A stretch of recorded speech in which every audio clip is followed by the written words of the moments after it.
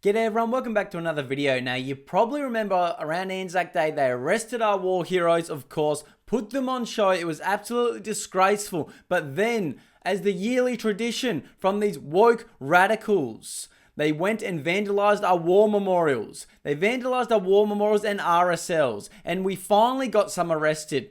I still haven't seen their faces, but we got some arrested. And they were young university girls, pro-Palestine people allegedly. Of course, what else would you expect in our country than these radicals to be indoctrinated and taught to hate Australia, hate our troops, and hate Anzac Day? How can you grow up in this country, if they did grow up here, and hate our troops, hate our Anzacs that fought and died for all of our freedoms?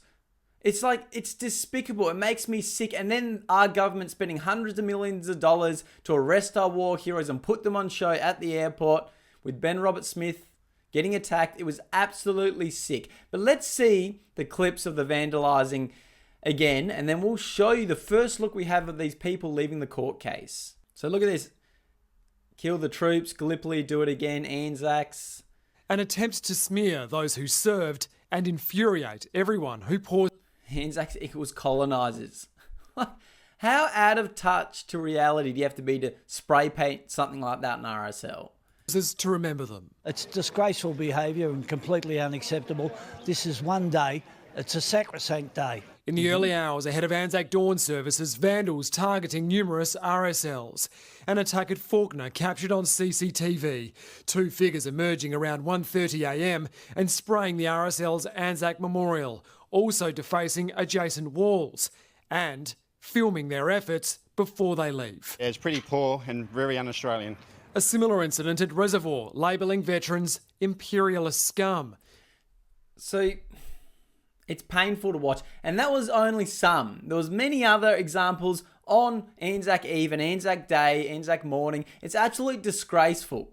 And these people, of course, got straight out on bail, but I haven't seen this video yet. Apparently, they left from one of our court cases. The media were there, but apparently they were covered up. Of course, they're such cowards. They go out there and attack our troops, attack Australia, attack Australian culture and patriotism on Anzac Day. These absolute freaks. Send them over to Gaza if that's what they care about so much. Send them over to Palestine and see how they go.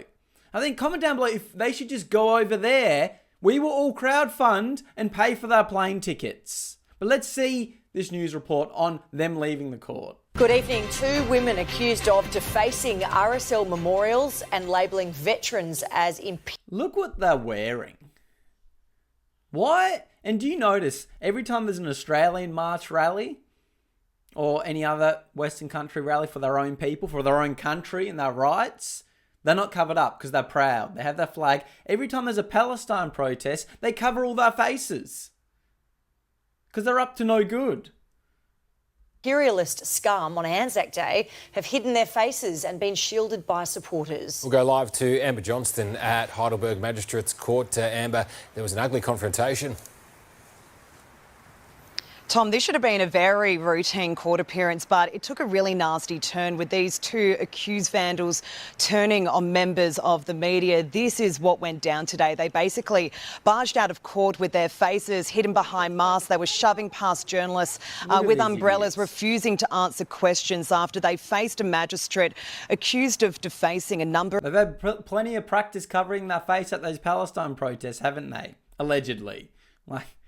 Of RSLs on Anzac Day this year. So police say 20-year-old Charlie Tidmarsh and 22-year-old Edith Pope graffitied Anzac memorials in Faulkner, Heidelberg and Reservoir, allegedly calling for Gallipoli to be repeated.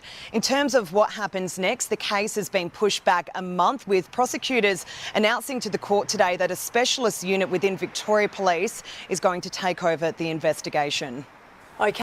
These people need to be on the ASAIR watch list. These people can be sent to Gaza if they care so much about them. See how their rights go over there.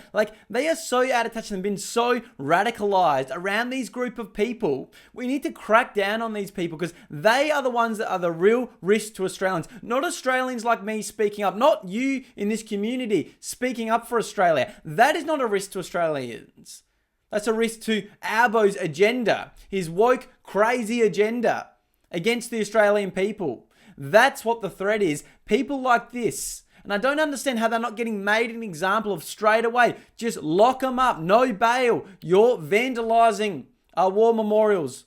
Disgracing our war heroes. It's absolutely sick. But what do you expect from a legal system that is trying to prosecute our war heroes? It's absolutely sick. I am sick and tired of this leaders in our government not standing up and calling these people out and cracking down on them, showing, like, because everyone socially, like all the normal citizens are calling it out, all the Australians are calling it out, mainstream media is a little bit weird about it, but 100% of normal Australians are outraged and want discipline.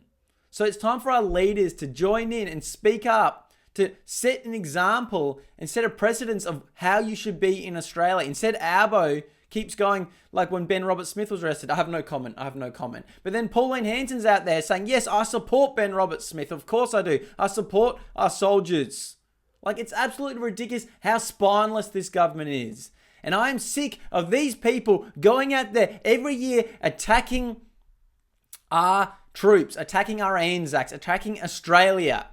That's what this is. But in saying all that, we need to look deeper at these protests every single weekend in major cities in Australia, these radicalisation that is happening from these people. That's what they need to be addressing and calling out, not saying far right all the time, which is just a normal common sense Aussie nowadays. But comment down below what you think. Like this video, subscribe to the channel. Thank you so much for following. Buy me a coffee in the description down below if you want to show some support. It means a lot to me, but let's keep speaking up for Australia and let the government know that this is not good enough and these people need to be prosecuted.